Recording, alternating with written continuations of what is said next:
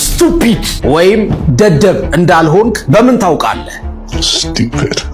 አራት አይነት ሰዎች አሉ። አራተኞቹ ስቱፒድ ወይም ደደብ የሚባሉት ናቸው። ትኩረቴ እነሱ ላይ ነው። ህይወታችንን የሚያከብዱት አደገኞቹ እነዚህ ሰዎች ናቸው። በዙሪያችን ደግሞ ሞልተዋል። የተማሩም ያልተማሩም ሊሆኑ ይችላሉ። የዩኒቨርሲቲ ፕሮፌሰር ሊሆኑ ወይ የትልቅ ካምፓኒ ማኔጀር ባለስልጣን ሊሆኑ ይችላሉ። ወይ ደግሞ በተቃራኒው የታችኛው የህይወት ክፍል ላይ ያሉ ምንም ዕውቀት ትምህርት ያልቀመሱ ሊሆኑም ይችላሉ። እኛም ራሳችን ልንሆን እንችላለን። ስለ አራቱም እነግራችኋል። ከዛ እኛ የቱ ጋር እንደሆንን እናውቃለን። እኔ ቁጥር 1 ነኝ፣ ቁጥር 2 ነኝ ብላችሁ ራሳችሁን ትለያላችሁ። ከዛ ደግሞ በዙሪያችሁ ያሉትን ሰዎች ትፈትሻላችሁ። መራቅ ያለባችሁን ትርቃላችሁ፣ ማቅረብ ያለባችሁን ታቀርባላችሁ። በሚኖረን አጭር ደቂቃ መጀመሪያ ራሳችንን ጠንቅቀን እናውቃለን። ከዛ ከሰዎች ጋር ያለን ግንኙነት ምን መምሰል እንዳለበት እንወስናለን። ይሄንን ማወቅ ስራችንን፣ ገቢያችንን፣ ትዳራችንን፣ ሁሉ ነገራችንን እስከ መጨረሻው ይቀይረዋል። አሁን የምነግራችሁን ሰዎች ለአራት ከፍሎ ያስቀመጠው የ20ኛው ክፍለ ዘመን ብሪሊያንት አስተዋይ ከሚባሉ ኢኮኖሚክ ሂስቶሪያንስ አንዱ የሆነው ጣሊያናዊው ካርሎ ሲፖላ ነው። መጽሐፉን ማንበብ ከፈለጋችሁ The Basic Laws of Human Stupidity ይባላል። አጠር ያለ ደስ ብሏችሁ የምታነቡት መጽሐፍ። እኔ ግን አሳጥሬ ወሳኙን ነገር ብቻ ላውራችሁ። የመጀመሪያዎቹ ሰዎች ሄልፕለስ ጊቨርስ ወይም ምስኪኖቹ ይባላል። እነዚህ ሰዎች ለሰው ሁሉ መልካም ነገር ያደርጋሉ። እነሱ ግን በምላሹ ይጎዳሉ። ራሳቸውን ጎድተው ነው ሰው የሚጠቅሙት። ለምሳሌ ገንዘብ ያበድራሉ፣ ሰው ግን አይመልስላቸውም። ለሚወዱት ሰው ሁሉ ዋጋ ይከፍላሉ፣ በምላሹ ለነሱ ማንም አያስብላቸው። ሰው አስደሳቾች ናቸው፣ ለራሳቸው ግን አይሆኑ። በስነ ልቦና እነዚህ ሰዎች ለራሳቸው ዝቅ ያለ ቦታ ይሰጣሉ። የሰጡትን ፍቅርና መልካምነት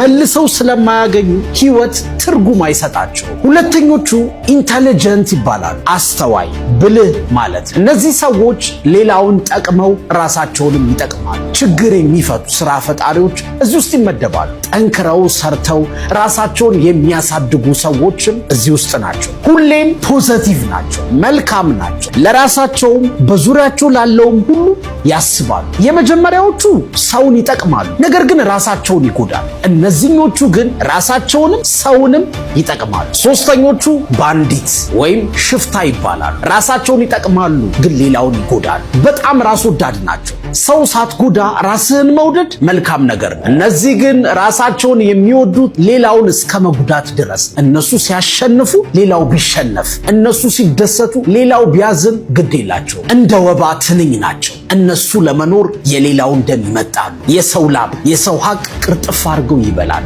ሽፍታ ናቸው። የመጨረሻዎቹ ስቱፒድ ይባላሉ፣ ደደቦቹ። እነዚህ እንደ ሽፍታው ራሳቸውን ጠቅመው ሌላውን አይጎዱም። ራሳቸውንም ሌላውንም አብረው ነው የሚጎዱት። ሽፍቶቹ ቢያንስ ራሳቸውን ይጠቅማሉ። እነዚህ ግን ለራሳቸው እንኳን አይሆኑም። ስቱፒድ ደደብ የተባሉት ለዛ ነው። ግድ የለሽ ረጅም ርቀት የማያስቡ ሰዎች ናቸው። ለራሳቸውም ለማንም አይሆኑም። ካርሎ ሲፖላ ስለ እነዚህ ሰዎች እንደዚህ ይለናል። አንደኛ፣ የስቱፒድ ሰዎች ቁጥር ትንሽ ይመስለናል እንጂ ብዙ ናቸው። የተማሩ ያልተማሩ፣ ሀብታም ወይ ድሃ፣ ሴት ወንድ፣ ተራ ዜጋ ወይ ባለስልጣን ሊሆኑ ይችላሉ። ከሁሉም ጾታ፣ የትምህርት፣ የሀብት ደረጃ ውስጥ ስቱፒድ ሰዎች አሉ። ቁጥራቸው በጣም ብዙ ነው ይለናል። ሁለተኛው፣ ስቱፒድ የተባሉት ስለማያውቁ ወይም ስላልተማሩ አይደለም። በሳይንስ ግኝታቸው ትልቁን የኖቤል ሽልማት አሸንፈው እንኳን እዚህኛው ምድብ ውስጥ ሊገኙ ይችላሉ። ራሳቸውንም ሌላውንም የሚጎዳ ነገር ካደረጉ ማለት። ሶስተኛው፣ ስቱፒድ ሰዎች ምክንያታዊ አይደሉም። ምክንያታዊ ቢሆኑ ቢያንስ ሌላው ይጎዳ እኔ ግን ልጠቀም ይሉ ነበር፣ እንደ ሽፍቶቹ ማለት ነው። እነሱ ግን በስሜትና በደመ ነፍስ ስለሚወስኑ ሎጂካል አይደሉም። መፈክር መደጋገም፣ የማያውቁትን ነገር ብቻ ደጋግሞ ማስተጋባት ነው ትኩረታቸው። ምንም ነገር ለመስማት ለመቀበል ክፍት አይደሉም። በምክንያት በሎጂክ ልትሞግቷቸው አትችሉ። ምክንያቱም ሁሌ እርግጠኛ ናቸው። ሁሌ እነሱ ትክክል ናቸው። አራተኛው፣ ስቱፒድ ሰዎች በጣም አደገኛ ናቸው። ከሽፍታ በላይ አደገኛ ናቸው። ሽፍታው ራሱን ለመጥቀም ስለሚሮጥ ያስባል፣ ነገሮችን ካልኩሌት ያደርጋል። እንዴት ላደርግ ይላል። እናንተም በሱ ያስተሳሰብ መንገድ ሄዳችሁ ልታስቆሙት ትችላላችሁ። ፕሪዲክታብል ነው። ስቱፒዶቹን ግን ራሱን ጎድቶ እኔንም ይጎዳል ብላችሁ ስለማትጠብቋቸው ፕሪዲክታብል አይደሉም። ቀጥሎ ምን እንደሚያደርጓችሁ አታውቁም። እነሱ ራሱ ላያውቁት ይችላሉ። እነዚህ ሰዎች የድርጅት አስተዳዳሪ ከሆኑ በእነሱ ደካማ ውሳኔ ምክንያት ድርጅቱን አክስረው እነሱ ራሳቸውም ስራ አጥ ይሆናሉ። በራሳቸው ጥፋት ቤተሰባቸውን ይበትናሉ። ደራሲው እነዚህ ሰዎች ከፍ ያለ ቦታ ላይ ከሆኑ በጣም ትልቅ ዲስትራክሽን ጥፋት ነው የሚፈጥሩት ይለናል። ዶናልድ ትራምፕን እዚህ ምድብ ነው የሚሉ ብዙ ምሁራን አሉ። የቻይናን ፈጣን እድገት ለማስቆም ያስቀመጠው ታሪፍ ወይም ታክስ ቻይናን ጎድቷል። እውነት ነው። I always say tariffs is the most beautiful word to me in the dictionary. ግን የራሱንም ሀገር በጣም ነው የጎዳው። ኑሮ በአሜሪካ ተወደደ፣ እቃዎች ከገበያ ጠፉ፣ የተረጋጋ ኢኮኖሚያቸው ተረበሸ። We're going to talk about President Trump and a new wave of tariffs. ብዙ ኢንተርናሽናል ኢንቨስተሮች አሜሪካ ሄደው ኢንቨስት የማድረግ ሐሳባቸውን ቀየሩ። አሜሪካ የተባለው ሀገር ሊወድቅ የደረሰ ወይም የተዘጋጀ ኢምፓየር እንደሆነ የሚያስቡ ምሁራን ትንሽ አይደሉም። ይሄ ሁሉ በአንድ ያልበሰለ ሰው ውሳኔ ነው። የራሽያው መሪ ቭላዲሚር ፑቲን ባለፈው ዓመት ተከር ካርልሰን ከሚባል አሜሪካዊ ጋዜጠኛ ጋር ቆይታ አድርገው ነበር። ይሄ ጋዜጠኛ ለፑቲን አንድ ጥያቄ ያቀረበላቸው ከባይደንና ከዶናልድ ትራምፕ ከሁለቱ ጋር ለመደራደር ምርጫ ቢሰጥህ ማንን ትመርጣለህ አለ። የፑቲን መልስ አሁን የምላችሁን ነገር የሚያጠናክር ነው። እንዲህ አለ፣ ሁለቱም አንድ አይነት አጀንዳ ነው የሚያስፈጽሙት። የአሜሪካ መሪዎች ይቀያየራሉ እንጂ አጀንዳ አይቀየርም። ባይደን በፖለቲካ ሜዳ ላይ ለረጅም ዓመት የቆየ ሰው ስለሆነ ብስለት አለው። ቢያንስ ቀጣይ ሙቭ ወይም ቀጥሎ የሚያደርገው ነገር ፕሪዲክታብል ነው፣ ለመደራደር ይመቻል። ዶናልድ ትራምፕ ግን ቀጥሎ ምን እንደሚያደርግ ማንም አያውቅም። እሱ ራሱ እንኳን አያውቀው ነበር ያለ። ስቱፒድ ሰዎች ቤቱ ጋር እንደሚመጡብህ ስለማታውቅ ታግለህ አታሸንፋቸው። ለምክንያት ክፍት ስላልሆኑ በሐሳብ አታሳምናቸው። ቀጥሎ የሚያደርጉትን ነገር ስለማታውቅ ቀድመህ ራስህን መከላከል እንኳን አትችልም። ያለህ አማራጭ ከህይወትህ ቆርጠህ ማስወጣት፣ እነሱን መሸሽ፣ ከነሱ ጋር ያለህን ግንኙነት መቁረጥ ነው ያለብህ። በነገራችን ላይ ሳይንቲፊክ ሪሰርቾች ራሱ የሚደግፉት ቲዮሪ ዳኒንግ ክሩገር ኢፌክት የሚባል ነገር አለ። ብዙ ዕውቀትና ልምድ የሌላቸው ሰዎች በባዶ ሜዳ በባዶአቸው ኮንፊደንስ ይኖራቸውና የሚወስኑት ውሳኔ እነሱን ብቻ ሳይሆን በዙሪያቸው ያለውን ሁሉ በጣም ይጎዳል።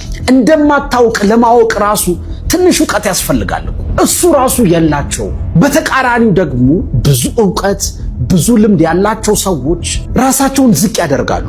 አሁን ያለኝ ነገር እኮ ትንሽ ነው፣ በቂ አይደለም፣ ከትልቅ ውቅያኖስ ላይ ጭልፋ የምታክል ነገር ነው የማውቀው ብለው ስለሚያስቡ ኮንፊደንስ አይኖራቸውም። ስለዚህ ይደበቃሉ፣ ጸጥ ይላሉ፣ ያጎነብሳሉ። ከነሱ በማይሻሉ ሰዎች ብልጫና የበላይነት ይወሰድባቸዋል። ካንተ የማይሻል ሰው እረኛ ይሆንና ወደ ገደል ይነዳሃል። ታዲያ ከዚህ ሐሳብ ምንድነው የምማረው ካላችሁ፣ አንደኛ እናንተ የትኛው ናችሁ? በዙሪያችሁ ያሉ ሰዎችስ የት ይመደባሉ? ይሄንን እወቁ። ያው አራተኛው ከሆናችሁ እናንተ አይታወቃችሁም፣ ሰው ነው ሊነግራችሁ የሚችለው። ከሶስቱ ግን የቱ ጋር ትመደባላችሁ? ኮመንት አድርጉልኝ። ለምሳሌ አንተ አንደኛው ወይም ሄልፕለስ ምስኪኑን ከሆንክ ሰው ለመጥቀም ብለህ ራስን መጉዳት አቁም። ሌላውን ጠቅመህ ራስን በጎዳህ ቁጥር ቀስ በቀስ ሁሉ ነገርህ ባዶ ይሆናል። ከባዶ ዕቃ ውስጥ የሚቀዳ ነገር አይኖርም። እንድትሰጥ ራሱ አንተ ሊኖርህ ይገባል እኮ። አንተ ሳትጠነክር ሌላውን ማገዝ አትችልም። ባውንደሪህን ወይም ድንበርህን አስምር። ኖ ማለት ተለማመድ። እምቢ ማለትን ተለማመድ። እሺ ይበልጣል ከሺ ሁሌ አይሰራም፣ ቦታ አለው። ሁለተኛው ወይም ኢንተለጀንት ከሆናችሁ ኪፕ ጎይንግ፣ በቃ ቀጥሉበት። እንደውም ከቻልክ ራስህን በእነዚህ ሰዎች ለመክበብ ሞክር።